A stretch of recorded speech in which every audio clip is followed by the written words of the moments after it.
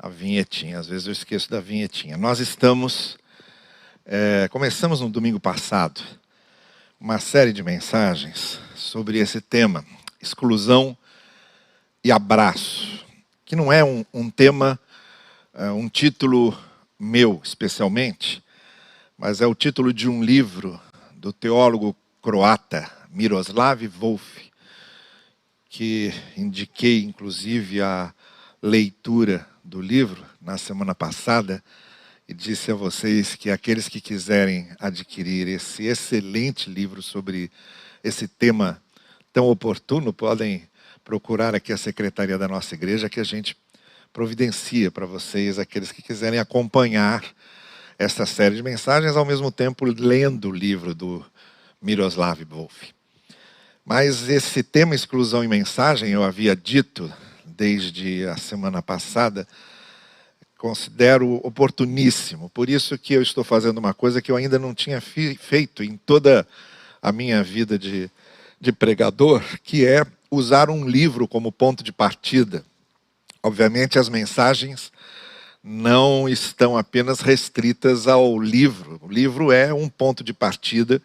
As ideias muito bem elaboradas, muito bem expressas, transmitidas pelo Miroslav Volf, elas me servem como uma espécie de trampolim, da onde eu pulo para poder fazer as considerações que eu faço com vocês aqui nessas mensagens, pela manhã e à noite, sobre o tema exclusão e abraço. Então eu vou fazer referência a algumas coisas que ele escreve, mas de forma geral e no bojo maior da mensagem eu estaria fazendo reflexões pessoais a partir desses pontos, muito especialmente na escolha dos textos bíblicos que estamos usando também para nos servirem de base e norteamento nessas reflexões.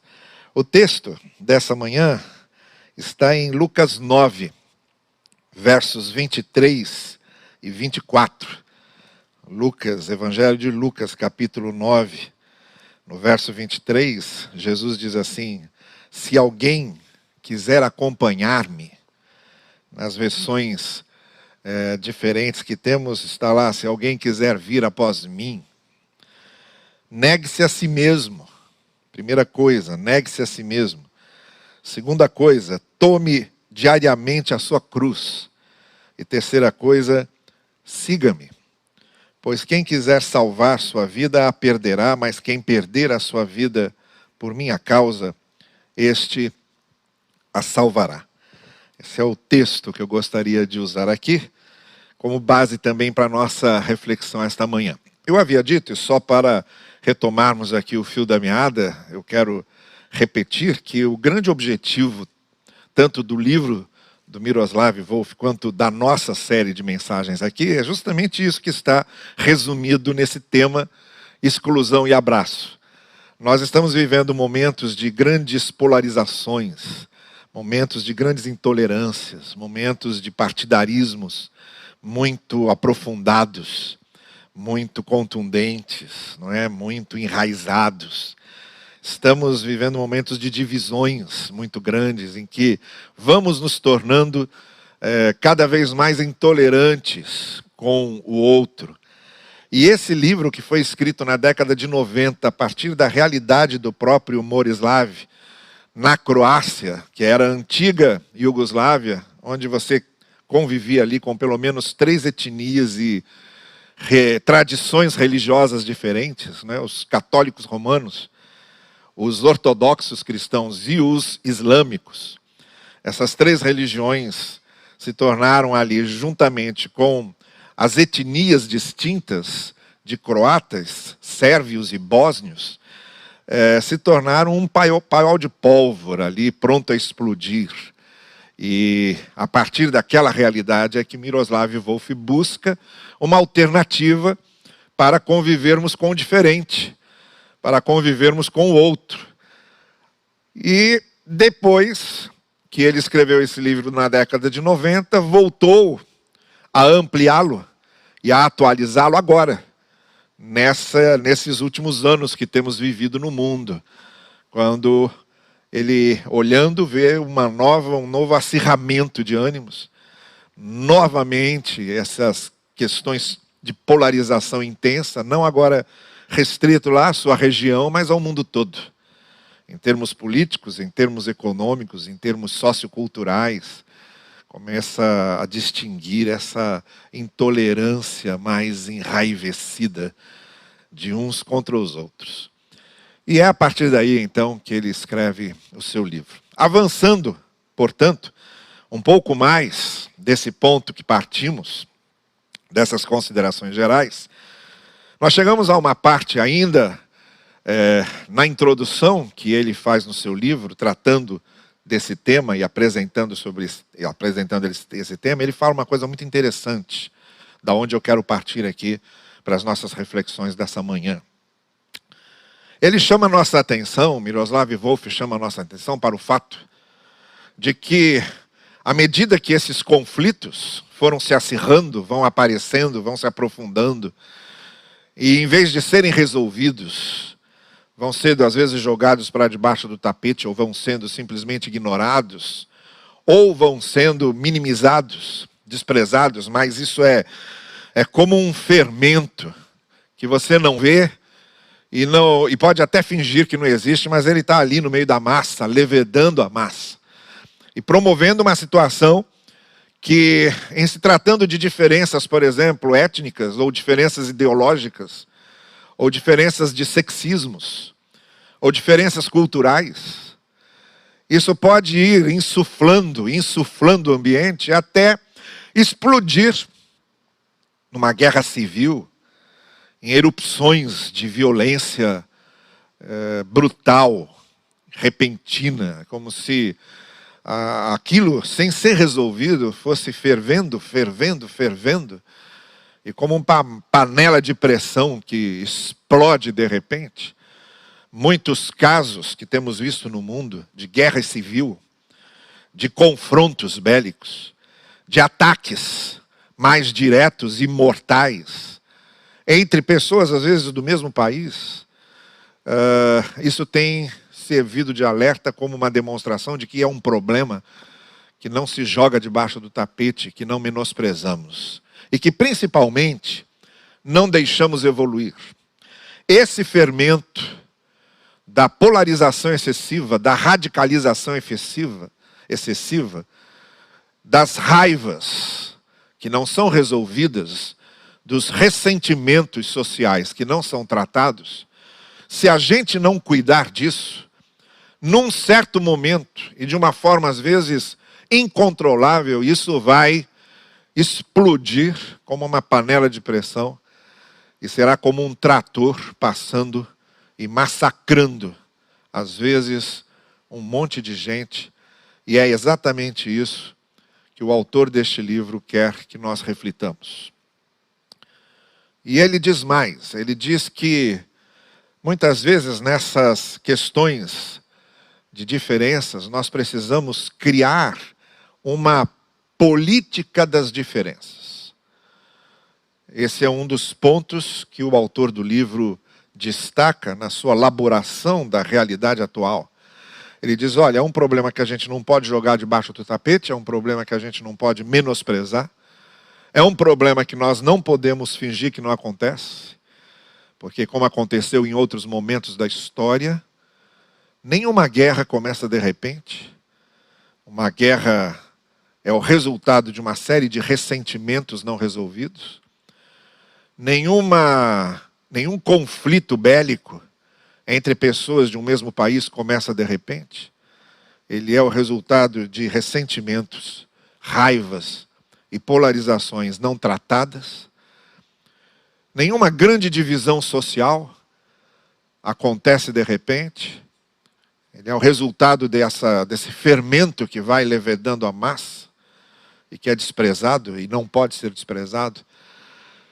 Então, o autor diz o seguinte, há duas coisas que nós precisamos considerar quando nós pensamos numa política da diferença. Política que respeita as diferenças daqueles que vivem juntos. Que vivem juntos no mesmo país, por exemplo, ou que vivem juntos no mesmo bairro, e que vivam juntos numa mesma igreja. Essa política das diferenças, ela serviria tanto para o macrocosmo, para o convívio da humanidade no mesmo planeta,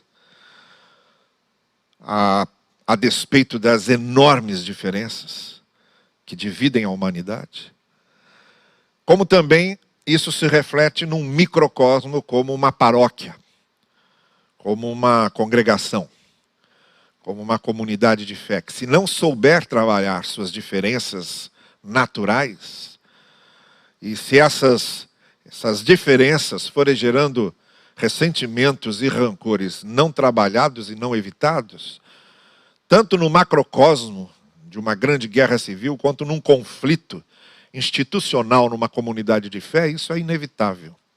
Então a política das diferenças que o Miroslav Volf trabalha de forma muito cuidadosa nessa ainda parte introdutória do seu livro, ela aponta para duas questões que a gente tem que considerar. A primeira é que cada um de nós, eu como pessoa, você como pessoa, somos formados pelo nosso ambiente cultural. Pelo ambiente cultural da nossa família, pelo ambiente cultural daquela sociedade a que pertencemos, pelo ambiente cultural da cultura a que pertencemos. Então eu sou formado no núcleo da minha família, meu pai, minha mãe, minha irmã. Eu também pertenço a uma parte do mundo que é conhecida como parte ocidental, que é diferente da parte oriental, em termos de cultura, em termos de cosmovisão. Pertenço a uma parte do mundo que, além de ser ocidental, é latino-americana. Então, toda a minha cultura de formação, ela é latino-americana. Além do mais, eu pertenço a uma cultura e a um micro grupo social, que é o grupo dos cristãos protestantes. A minha fé é uma fé cristã. A minha fé cristã, ela tem uma expressão protestante, é onde fui criado. A visão de fé que aprendi a ter, eu aprendi a ter porque fui criado numa visão cristã protestante. E se eu aprofundar mais ainda dentro do amplo leque do protestantismo, eu fui criado numa cultura batista. Então essa é a primeira coisa que a gente tem que lembrar, é que eu não sou eu, exatamente. Eu sou eu carregando toda a cultura que me formou. A minha visão do mundo não é minha propriamente. A minha visão do mundo é uma visão dessa cultura.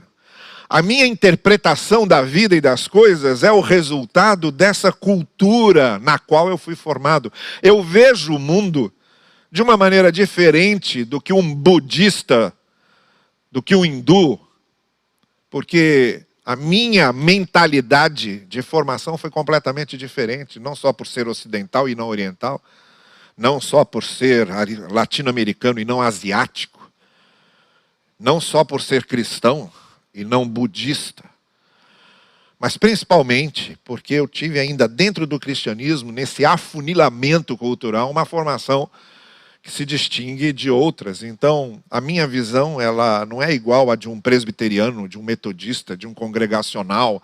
Há distinções aí, há cores distintas aí. Então, essa é a primeira coisa que nós somos lembrados, de que nós não somos nós exatamente. Nós somos o resultado de uma formação cultural. Nós somos o resultado de uma construção sociocultural. E aí vem a segunda coisa que o Miroslav Volf diz, que é importantíssima, quando ele diz: quando eu, em conflito com o outro que é diferente de mim, sou tentado a, em vez de resolver e de saber, aprender a conviver com as diferenças culturais, na verdade, eu quero anular o outro. Porque quando eu não aceito o outro diferente, a minha tendência sempre é anular o outro, é eliminar o outro. Ou um termo que é muito comum hoje na internet, é cancelar o outro. Esse é o caminho mais fácil. Só que quando eu elimino o outro, eu estou eliminando uma cultura inteira. É por isso que quando criticam os batistas, a minha reação se dá porque há um afeto cultural formado durante toda a minha vida. E é por isso que eu reajo. Ou, se você é um ateu e eu sou uma pessoa de fé, se você critica a fé e diz coisas do tipo, olha, isso é coisa de ignorantes, eu vou reagir, e veja, não porque, veja, isso é muito importante compreendermos, não porque a existência ou a não existência de Deus seja uma questão principal. A questão principal é o meu afeto atrelado à crença de que Deus existe. Mexe com as minhas emoções, porque a vida inteira eu criei que Deus existe. Então você está mexendo com meus afetos, com minhas questões afetivas emocionais. A discussão se Deus existe ou não está numa outra área, que podemos debater sobre isso lá. Mas a reação primeira a respeito dessas coisas atinge exatamente a minha mente, a minha cultura, os meus afetos. E aí é que o Miroslav Volf vai dizer, olha, quando a gente elimina o outro, a gente está querendo eliminar tudo o que ele significa, tudo o que eu simbolizo. Então, a política das diferenças para o Miroslav Volf se torna imprescindível e necessária. E aí, a partir dessas elaborações do Miroslav Volf, eu fiquei pensando que texto talvez pudesse expressar melhor isso que está sendo dito. E foi aí que eu acabei lá nesse texto que lemos de Lucas 9, 23 e 24. Por quê? E agora então vão aqui as minhas reflexões sobre isso e de que maneira isso se coaduna, se adequa exatamente ao que Jesus Cristo está dizendo aqui nesse texto de Lucas. Jesus está fazendo quase ali uma espécie de curso intensivo, sabe? 5 minutos do que significa ser cristão e ser discípulo de Jesus. É como se Jesus tivesse sentado todo mundo e diz, olha, em 5 minutos eu vou dar para vocês aqui o mínimo do mínimo que vocês precisam. O mais essencial, o mais crucial para que alguém seja discípulo e me siga. E exatamente nessa descrição que Jesus Cristo faz do discípulo é que eu encontro o perfil dessa política das diferenças a qual Miroslav Volf se refere, mas que também pode ser chamada de projeto do convívio mundial, como Hans King, teólogo católico, falou, ou pode se referir ao que Moltmann dizia na Teologia da Esperança sobre de que maneira conseguimos a paz no mundo. Então, cada projeto pode desaguar exatamente nessas palavras de Jesus aqui, que se resumem a 3 ênfases. Primeira, na política das diferenças, em vez da gente acirrar ainda mais essas polarizações, essas radicalizações, jogarmos isso para baixo do tapete, menosprezarmos esse fermento nocivo, a primeira coisa que deveríamos fazer como discípulos de Jesus é o que Jesus diz aqui, quem quiser me seguir, primeira coisa, negue-se a si mesmo. Isto é, na política das diferenças estabelecida por Jesus, ou no projeto do convívio mundial estabelecido por Jesus, naquilo que é o mínimo do mínimo, da onde começamos todas as coisas, a primeira coisa que eu preciso fazer é não olhar para mim como se eu fosse a única referência possível. É aprender a olhar para o outro sem olhar por trás de uma história única. E daqui a pouco eu explico o que é isso. Mas quando Jesus diz, renuncia-se a si mesmo, ele está dizendo, em outras palavras, tire os olhos do seu próprio umbigo. Deixe de se ver como o centro referencial do universo. Até porque, como Fernando Pessoa, poeta português, vai lembrar, nós somos o centro do universo só para nós mesmos. É um poema muito interessante esse do Fernando Pessoa, quando ele diz que precisamos nos preparar para que quando morrermos, ainda vão se lembrar de nós durante um tempo, mas depois vão seguir suas vidas. Porque ninguém é o centro do universo. Nós somos o centro do universo quando olhamos para nós mesmos e nos achamos assim. Para nós somos o centro do universo. A gente acha que o mundo funciona a partir da visão que temos de nós mesmos.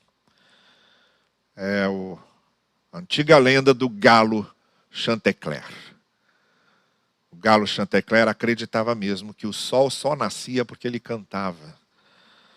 Até o dia que ele dormiu demais e quando ele abriu os olhos já estava o dia em pleno funcionamento, o sol alto, o galinheiro funcionando normalmente. O Chantecler entrou naquela depressão profunda que, se houvesse um psicólogo para galos, ele tinha procurado, porque de repente ele descobriu que não era o canto dele que fazia o sol nascer. Mas olha, às vezes a gente tem essa visão da gente, que é o nosso canto que faz o sol nascer, que é a nossa vida, o que somos que faz o sol nascer.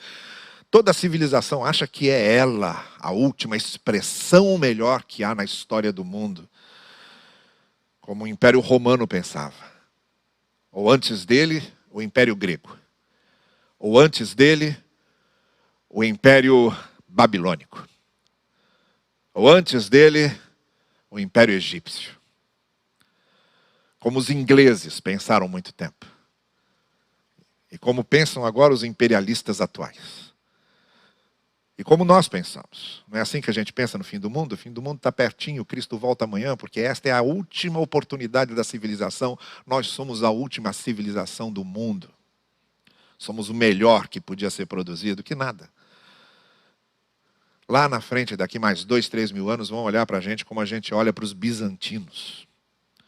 Lá atrás. Passaram. Nós não somos o centro da história, nem somos o centro da vida. É isso tudo que Jesus quer dizer com renunciar-se a si mesmo. É tirar os olhos da própria alma. Tirar os olhos das impressões que tem de si mesmo. Tirar os olhos dos seus próprios gostos. E aí eu chego na tal questão da história única, que eu aprendi lendo um romance da Chimamanda Ngozi, que é uma autora nigeriana. Que é uma outra coisa que a gente aprende também. Quando a gente lê outros autores e aprende que não são aquela história única que formamos sobre eles.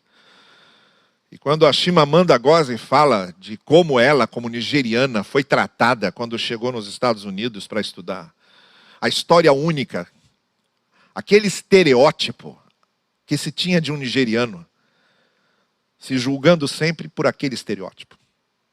E aí eu derrubo esses estereótipos quando eu leio autores norte-americanos, quando eu leio autores chineses, quando eu leio autores japoneses, quando eu leio autores franceses, quando eu leio autores bolivianos.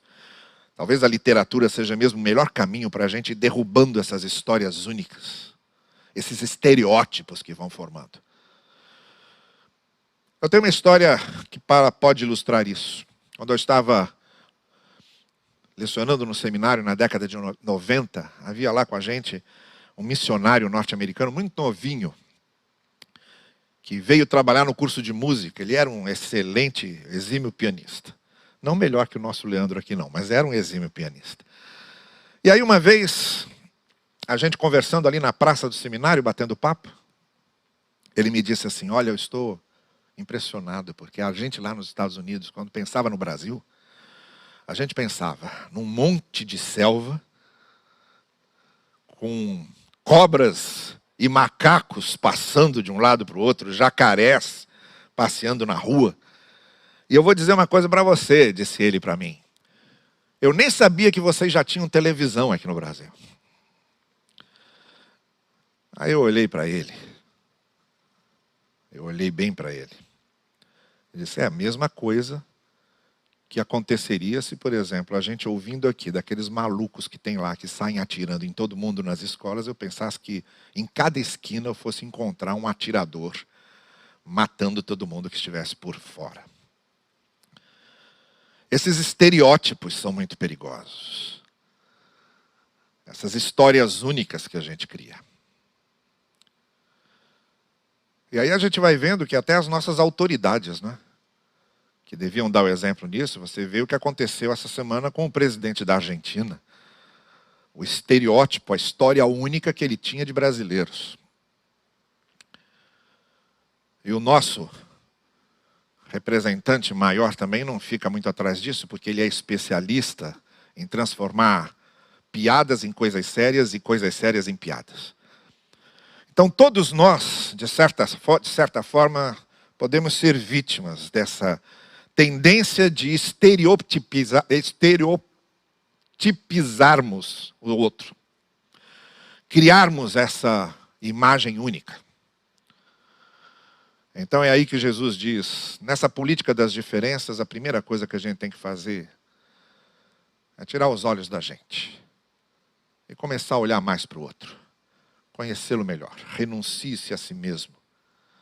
Porque se para ter uma relação mais íntima com Jesus, eu preciso renunciar a mim mesmo para olhar para Ele, para poder conviver com o outro, eu também preciso deixar de olhar para mim mesmo e conviver com o outro. A segunda coisa que Jesus diz, tome cada dia a sua cruz. Isso também é importantíssimo. Esse quebrantamento, essa contrição tem que ser diária. Eu já expliquei para vocês aqui que eu tenho um conceito muito próprio disso. Eu distingo aquela conversão inicial, que é quando a gente, como se diz aí naquele chavão, né, aceita Jesus como Salvador. Quer dizer, tem aquela experiência de fé com o Evangelho, que demarca a mudança de todas as coisas, mas existe uma conversão diária que precisa acontecer, que é disso que Jesus está falando. Eu preciso me quebrantar cada dia eu preciso me quebrantar, cada dia o meu coração precisa ser quebrantado. Uma contrição a cada dia, isso que Jesus está dizendo, cada dia tomar a cruz. Estar crucificado com Cristo, como Paulo diz em Gálatas. Eu estou crucificado contigo. Cada dia eu preciso me crucificar com Cristo. Essa experiência diária é a única possibilidade que eu tenho de evitar começar a vida cristã como um publicano arrependido e terminar a vida cristã como um fariseu empedernido. Porque a parábola de Jesus lá mostra que existe esse risco iminente de um processo que começa com um coração quebrantado e depois vai se cristalizando, se enfariseando, se tornando insensível. E ali, em vez de ser servo, ele se torna juiz, em vez de ser discípulo, ele quer ser a palmatória do mundo, em vez de ter o coração contrito, ele tem o coração duro, endurecido pela religiosidade de quem olha só para si mesmo. Então, na política das diferenças, na política do abraço em vez da exclusão, a gente tem que tirar os olhos de nós mesmos e cada dia tem que se converter. Não é aquela conversão primeira, mas é a conversão da contrição, do quebrantamento diário. Para nos tornarmos mais abertos e mais parecidos com Cristo. A semelhança com Cristo vai acontecendo aos poucos, a cada dia, nesse quebrantamento constante. E a terceira e última coisa, para encerrarmos então, é a terceira coisa que Jesus disse: e siga-me. E siga-me. Esse verbo é importante porque ele é um verbo de ação e de continuidade. Quando Jesus convida alguém para segui-lo, ele está convidando para que a pessoa se movimente e se movimente continuamente, porque não há como seguir alguém sem estar em movimento. É quase que, podemos dizer assim, um cristianismo paripatético, que é uma expressão usada para os discípulos de Sócrates, lá 300 anos antes de Cristo. Sócrates andava com seus alunos, ele ia andando pela cidade, pelas ruas, ia falando com ele, e aí surgiu essa expressão, peripatéticos, que significa os que andam junto com o mestre, os que se movimentam junto com o mestre. Seguir a Jesus é essa coisa peripatética também. Até porque Jesus andava com seus discípulos para tudo que é lugar na Galileia. Mas principalmente significa esse locomover-se constantemente, continuamente, e ir melhorando, porque é contínuo. Seguir a Jesus não é algo estático. Seguir a Jesus não é uma coisa que acontece dentro de um templo, parados dentro de um templo. Mas é algo que acontece na vida. Não é algo que acontece num lugar sagrado, é algo que acontece todos os dias. Não é algo que acontece no dia sagrado, é algo que acontece todos os dias. É movimento e continuidade. Movimento e continuidade. Siga-me. Por isso Jesus disse, se alguém quiser me acompanhar, tem que estar disposto a isso. Porque se não estiver disposto a essas mudanças interiores, a esses quebrantamentos interiores, essas contrições constantes interiores, não tem espaço junto de Jesus. Junto de Jesus só tem espaço quem está disposto a andar. Junto de Jesus só tem espaço quem está disposto a se locomover. Junto de Jesus só tem espaço quem está seguindo constantemente. Se por um lado, então, no livro Exclusão e Abraço, Miroslav Volf nos alerta para o fato de que, nesse convívio com as diferenças, precisamos ter uma política de diferenças, senão caminhamos rapidamente para uma eclosão até violenta, sem controle. Se para Miroslav Volf é isso, para Jesus, essa política das diferenças começa aqui. Nesse coração que renuncia a si mesmo, toma cada dia a sua cruz e segue Jesus. É aí que o Evangelho nos ensina, que é o ponto para começarmos qualquer projeto, qualquer política, qualquer programa de um convívio melhor com os outros. É aqui nesse ponto, do renunciar-se a si mesmo, tomar cada dia a cruz e seguir Jesus. É aqui que acontece o abraço em vez da exclusão. A gente vai ouvir o grupo de louvor mais uma vez e daqui a pouquinho a gente volta para encerrarmos.